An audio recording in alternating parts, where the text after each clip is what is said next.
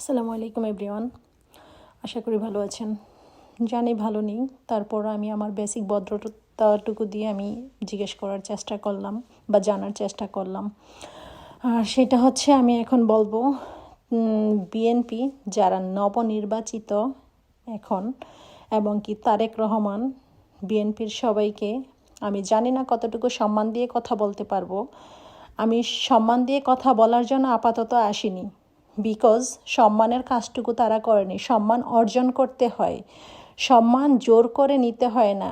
সম্মান জোর করে কেউই কাউকে দিতে পারে না। আমার মনে যদি কারো প্রতি সম্মাননা না থাকে, আমি তাকে কখনোই জোর করে নিলেও আমি দিব না।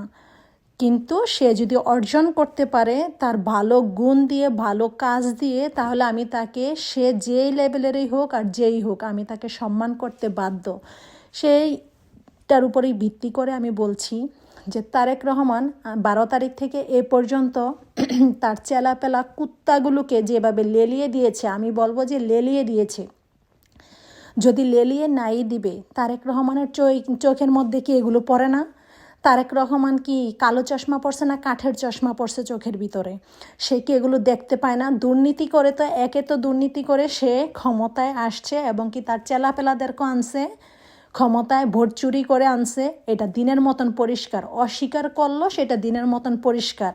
তো ডিফেন্সের বা সবগুলো লোক হাতে নিয়ে বা টাকা ছড়িয়ে যেভাবে সে ক্ষমতায় আসছে এবং কি সব কিছু করছে, এটা দিনের মতন পরিষ্কার। এটা যতই গলাবাজি করুক আর দাঁত কেলাইয়া হাসুক এবং কি মানুষকে ভয়ভীতি দেখা, খুন খারাপি করুক, রক্তাক্ত করুক, মানুষ সেটা ভুলে যাবে না। আর মানুষ সেটা বলবে। তাতে যদি তার গায়ে লাগে বা কোনো চেলাদের গায়ে লাগে, তাতে কারো কিছু যায় আসে না। আমার তো যায় আসে না, কার কি আসে যায় আমি জানি না। আমি এখন সম্মান দিয়ে কোনোভাবে কথা বলতে পারবো না যতদিন না সে তার নিজের গুণ এবং যোগ্যতা দেখাইতে পারে, প্রমাণ করতে পারে দেশের জন্য এবং দেশের মানুষের জন্য। আজকে সে 12 তারিখ থেকে 13 তারিখ থেকে তার চেলাপেলাগুলো যা অবস্থা করতেছে, সে কি চোখে দেখে না? তারেক রহমান কি চোখে না দেখেই কি বসে আছে? সে যদি চোখে নাই দেখে, দেশ দুনিয়ার এবং কি বাংলাদেশের খবরে যদি তার মাথায় না থাকে আর না দেখে, তাহলে সে কেমন রাষ্ট্র চালাবে? চারিদিকে যে এত মানুষ দল করতেই পারে এবং কি যার যার পছন্দ অনুযায়ী সে ভোট দিতেই পারে। তার জন্য সেই ভোটারদেরকে, যারা জামাত সমর্থক এবং কি যারা নাকি জামাতের নেতা নেত্রী আছে, তাদেরকে হামলা করা, এটা কি কোনোভাবে কি মানে মনে হচ্ছে যে এটা গ্রহণযোগ্য এবং কি ভদ্রতা সম্পূর্ণ? এবং কি যে একজন নবনির্বাচিত এমপি, নবনির্বাচিত পিএম, সেক্ষেত্রে সে এই আলামতগুলো করতেছে, তার পোলাপাইন আলামতগুলো করতেছে, সে বাধা দিচ্ছে না, তাতে কি তার সুনাম কামাচ্ছে? নাকি এতদিন অতিরিক্ত খিদার তাড়নায় এখন তারা মানে খাওয়ার জন্য আর এগুলো দেখানোর জন্যই আসছে আর এগুলো দেখিয়ে যাচ্ছে? মানে খিদায় পাগলা কুকুরের মতন হয়ে গেছে।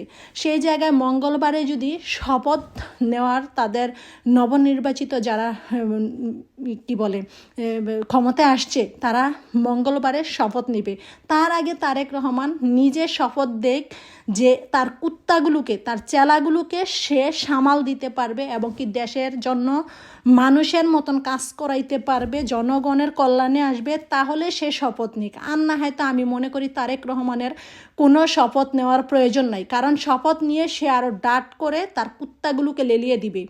তা না হলে তারেক রহমান কেন এতদিন হয়েছে বা এগুলো সেই 13 তারিখ থেকে 12 তারিখ তো এটা বাদই দিলাম ভোটের সেক্ষেত্রে 13 তারিখ থেকে তার কুত্তাগুলো যে এভাবে চারিদিক থেকে যে এভাবে হামলা করতেছে, অসহায় মানুষের হয়ে আমি কথা বলবো।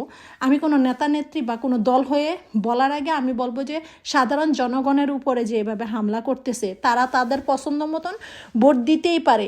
সবার কি কোনো কথা আছে যে তাকে ধানের শীষে ভোট দিতে হবে, বিএনপিকে ভোট দিতে হবে? কেন বিএনপিকে সবার মাথা কিনে নিছে? এটা কি মগের মুল্লুক পাইছে? আর তাই যদি না হবে, তারেক রহমান চুপ করে বোবা হয়ে আছে কেন? সে কি বোবা হয়ে গেছে? তার কি জ্ঞান বুদ্ধি নেই? সে নতুন ক্ষমতা পরিচালনা করতে যাচ্ছে আর তার কুত্তাগুলো এরকম করতেছে। তো সেই ক্ষেত্রে কি সে কি আসলে গদিটা থাকার জন্য আসছে, নাকি ঠিক সেই শেখ হাসিনার মতন তাকেও আমরা দেখাই দিব? আমরা তাকে যথেষ্ট ভদ্রতা এবং সম্মান দেওয়ার চেষ্টা করতেছি বা করব, যদি সে তার কি বলে, সে যদি তার ভদ্রতা এবং কি তার কর্মক্ষেত্র জীবনে এবং তার সভ্য পরিচালনা দিয়ে এবং কি তার কুত্তাগুলোকে মানুষের মতন মানুষ বানিয়ে দেশের কল্যাণে এবং কি জনগণের কল্যাণে আসতে পারে, তাকে আমরা সম্মান দিতে সবাই বাধ্য এবং কি দিব, 100% দিব। তবে হ্যাঁ, কোনো রকমের এরকম উশৃঙ্খলা এবং কি এরকম বদমাশি যদি চলতেই থাকে আর এগুলো যদি তারেক রহমান চোখে যদি এখনও না পড়ে থাকে, তাইলে আমরা জানি না তারেক রহমানকে কি সেই শেখ হাসিনার মতোই কি মানে শেখ হাসিনার থেকে ভয়ঙ্কর কিছু দেখাইতে হবে কি না। আমাদের রক্ত দিয়েছি, আরও দিব, কিন্তু সেই জুলাইকে অসম্মান করতে দিব না। এই কুত্তাগুলো সেই প্রতিশোধ নিচ্ছে। তারেক রহমান একে তো ভুল করেছে এবং কি অপরাধ করেছে, সেই কুত্তাগুলোকে জায়গা দিয়ে এখন আরেক অপরাধ করছে নিরীহ মানুষের উপরে অত্যাচার করে। কেন, সবার কি কথা আছে? সে কি মাথা কিনে নিছে যে বিএনপির আর ধানের শীষে আমাদের ভোট দিতে হবে? তাহলে কেন মানুষের উপর অত্যাচার করবে? তারেক রহমান সেটার মানে তীব্র নিন্দা জানাচ্ছি। সেটা যেন অতি শীঘ্রই তার কুত্তাদেরকে সামলাইতে পারে আর কুত্তাদেরকে অফ থাকতে বলে, সেটার আহ্বান জানাচ্ছি। আর তা যদি না হয় তাহলে দেশে আবার নতুন করে কি হবে এবং তারেক রহমানের কপালেই বা কী আছে সেটা জানি না।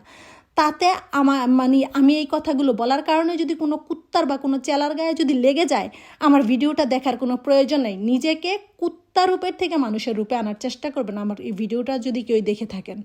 আর তারেক রহমানকে বলবো, আপনার সভ্যতা, ভদ্রতা এবং কি আপনার প্ল্যানিং দিয়ে যেভাবে ইলেকশন ইঞ্জিনিয়ারিং করে আসছেন, ওইভাবে ভদ্রতার সহিত আপনি আপনার এই ভোট চুরিগুলোকে একটু বজায় রাখার চেষ্টা করেন। না হয়তো মানুষের মুখে বুলি ফুটতে দেরি হবে না, কারণ মানুষ আগের মতন বোকা নেই।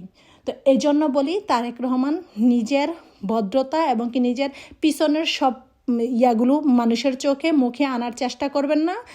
পিছনের সবগুলো যদি মানুষকে ভুলাইতে হয় আর ভদ্রতার পরিচয় দিতে হয়, আপনার সভ্য ন্যায় বিচার কায়েম করুন বাংলাদেশে এবং জনগণের প্রতি। আপনার কুকুরদেরকে বলেন যে এই কুকুররা যেন এই বদমাশিগুলো ছেড়ে দেয়, মানুষের উপরে অত্যাচার ছেড়ে দেয়। না হয়তো আপনার হাল অবস্থা কী হবে সেটা জানি না, জনগণ সেটা দেখে নিবে। তাহলে এতে যদি আপনার আমাকে খোঁজার প্রয়োজন হয়, খুঁজে নিতে পারেন। আজকে পর্যন্তই, সবাই ভালো থাকবেন। আল্লাহ হাফেজ, আসসালামু আলাইকুম।